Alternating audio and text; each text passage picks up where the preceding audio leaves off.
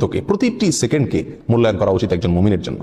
একটা মিনিট সময় এর ভিতরে যদি আমি আমল করতে চাই তো বহু আমল এক মিনিটের ভিতরে করা যায়। প্রতিদিনে 1440 মিনিট আমরা ব্যয় করে থাকি। এই 1440 মিনিট থেকে প্রতিদিন যদি 1 মিনিট আমি আমল করি আর এটা নিয়মিত করি আমার মৃত্যু পর্যন্ত, ইনশাআল্লাহ দেখা যাবে আমার আমল নামায় আমলের বিশাল পাহাড় জমা হয়ে গেছে। কিভাবে সেটা, কিসে আমল আমরা 1 মিনিটের ভিতরে এত আমল করতে পারি? কয়েকটা আমরা নজির স্বরূপ বলতে পারি। 1 মিনিটের ভিতরে আমি যদি সুবহানাল্লাহ পড়ি, 1 মিনিট সুবহানাল্লাহ পড়লে 100 বার সুবহানাল্লাহ বলা যায়। এটা পরীক্ষা করে দেখা হয়েছে, আপনি পরীক্ষা করে দেখতে পারেন। সুবহানাল্লাহ সুবহানাল্লাহ সুবহানাল্লাহ গুনে 100 বার সুবহানাল্লাহ পড়তে কতক্ষণ সময় লাগে? সর্বোচ্চ 1 মিনিট সময় লাগে। 1 মিনিট আপনি 100 বার সুবহানাল্লাহ পড়তে পারেন।